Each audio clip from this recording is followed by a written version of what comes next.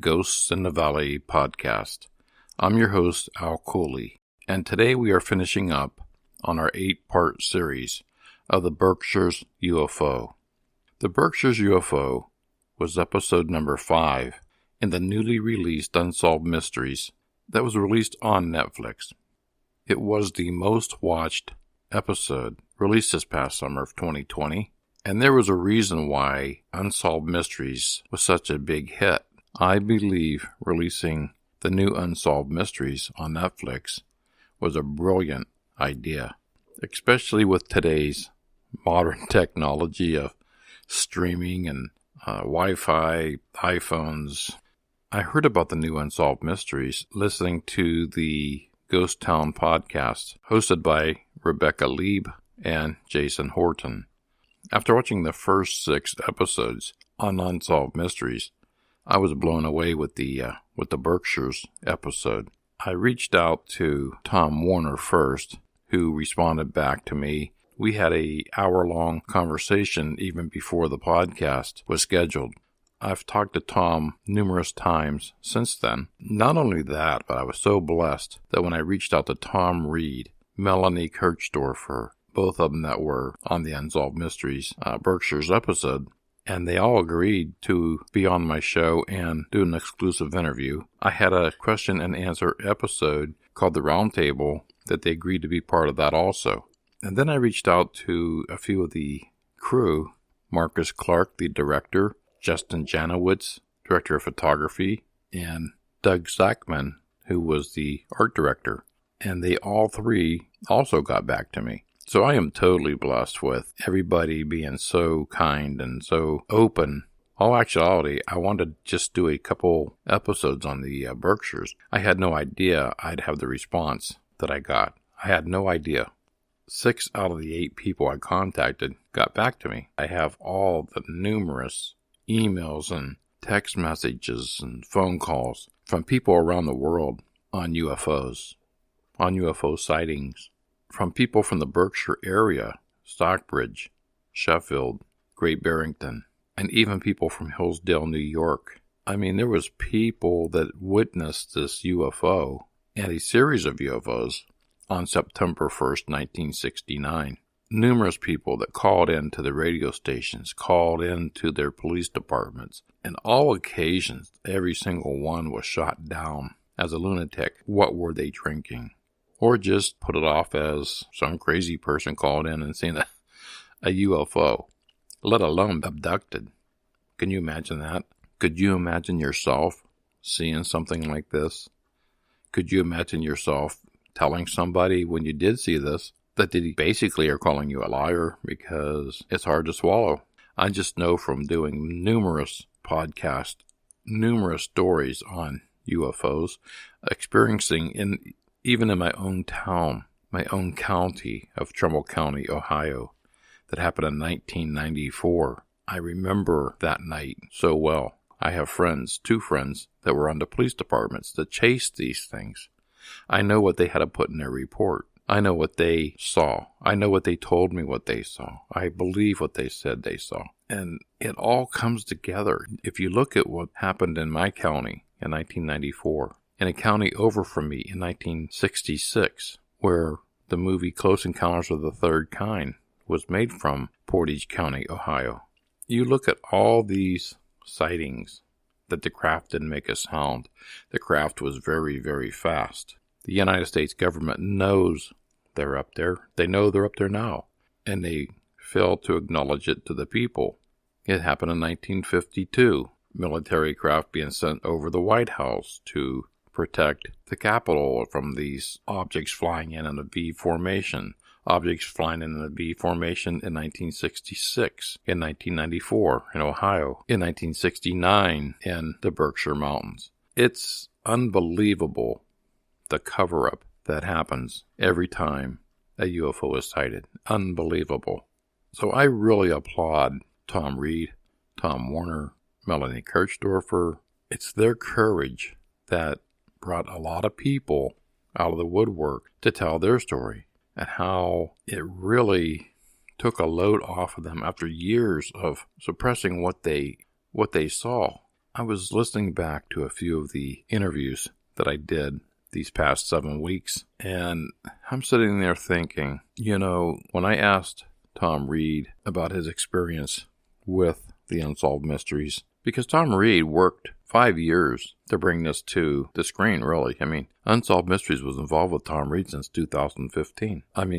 So I understand how upset Tom Reed was and his mother and his brother when a lot of the documents that they shared with Unsolved Mysteries about the UFO park, about Tom Reed's father, and everything was left out.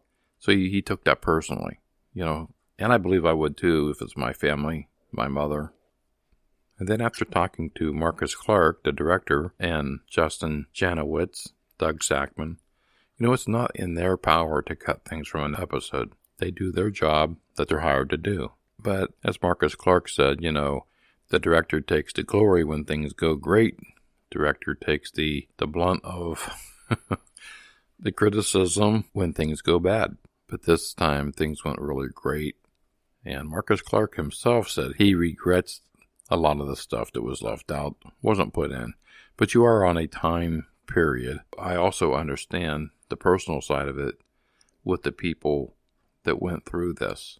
When I had my interview with Tom Reed and Judge Kevin Titus, and I want to thank Kevin Titus too for giving me his time, because he was also left out of the Unsolved Mysteries that they spent hours recording Kevin Titus for the episode. So he lost a day's work, court proceedings, and they left Kevin out as well. So I do understand Tom Reed's disappointment, especially after his monument was removed that had his father's name on it, especially after all the work he's done to put that monument there. So since the airing of my very first Part 1 series of the Berkshires, I've had things happen that I didn't account on. Talking to Melanie Kirchdorfer when everything on my end is shut down. And I knew it came from the power that she has inside of her, all this energy. How do you shut down the other end of that person? I'd never had this done. And I knew it came from her. And as soon as it happened, she called me back and said, "What did I do? Did I do that?" Everything shut down on my end, my computer, my files, everything. Then she sends me a video of herself that when she's standing next to a light, the light flickers every time she's near it. She has this energy in her, sets off car alarms. And I do believe all this was because of the abduction. Her abduction was longer than anybody else's. She was gone all night. And she really has nothing to gain from this. She's not writing a book. She's not doing anything to make any money off of this. She had nothing to gain from even being on the show. She shared something that was so personal to her, living her trauma all over again. As she said, and all of them said, this wasn't fun times. It was serious. They were targeted, and not just once, numerous times, and examined by the aliens and the spacecraft. And with all the messages I've been receiving through social media, it just all adds up. I look at the timeline of where these stories came in from, and it just all adds up. Keep in mind, this craft can move very, very fast. Think about it. If it's not of our own, and it's coming from outer space, and you know how long it takes for our rockets to go from point A to point B, their speed is unbelievable. And by talking to a few of my friends that were involved in the 1994 UFO chase in my county, they told me about the speed that these things can travel, the power that these things have. I don't believe they're here to hurt us. I don't think if they wanted to, they definitely could have. It's finally being acknowledged by our State Department, our government, finally. But they're only telling you what they want you to hear. They're not giving you the whole story, bits and pieces. So it's been a long 8 weeks, but a very excitable 8 weeks for me to have met these great, great people through the Berkshires UFO episode. Tom Warner has a new book out, Beyond the Stars. I bought it off of Amazon. It just came today. I haven't read it yet. I'm very honored that he put my acknowledgments to him on the back cover. Thank you, Tom Warner, for that. I do know that when I do go to Great Barrington next year, the Berkshires Mountains, Sheffield, to see the bridge, I have some people to meet. I can't wait to meet Melanie, her husband Henry, Tom Warner, his wife, just incredible, nice people. I am so honored that even my past guests that were on the show wanted to be part of this and send in their questions and their comments. I mean, Katie Brown from Weird on the Rocks podcast, Cyndy Martinez from Welcome to the Neighborhood podcast, Jason Horton, Ghost Town podcast, Tambre Ross, who is a psychic medium, who also is an author of To Me With Love. She so graciously autographed her book and sent it to me. Thank you, Tambre. Beth Garcia, who is an excellent singer-songwriter, an author. I purchased her book as well through Amazon, The Candlestick. Thank you for being on the podcast. And Paula Bianchi. She is the author of Lucy in the Afterlife, where you can find her on thisweirdchicksblog.com. You know, there's so many people that contacted me. I can't mention all their names. And to me, I'm just overwhelmed with gratitude to these people. I mean, and I can't wait to have a few of them back on as future guests again. And coming up, I'll have Jason Horton from the Ghost Town podcast on an interview that I recorded this past summer. And I'm sorry, Jason, I put you off so long. I wanted to run this 8-week series on the Berkshires. But you know, some of these people that contacted me, you know, like the gentleman who was going to commit suicide and driving up to the Berkshires to end his life, you know, and it was the UFO that shined down on him, mental telepathy telling him to go home, just like Tom Reed, go home. And he's home in his car, in his driveway. Don't know how he got there, but he does know that he doesn't suffer from migraine headaches anymore. He's full of life, full of energy. As he puts it, he was reborn. And he knows it came from the craft. Having Z, who sent me her amazing story from Japan. Z is only 13 years old. As she put it, you know, if our Creator created Earth and all the amazing things on Earth, then why couldn't our Creator create the entire universe and everything beyond? He could do all of that. Then isn't it just possible that we are not alone? It was an exciting 8 weeks. I loved every minute of it. So in closing, thank you to everybody involved in the making of the Berkshires UFO. I truly, from the bottom of my heart, thank you. I'm your host, Al Cooley, Ghosts in the Valley podcast.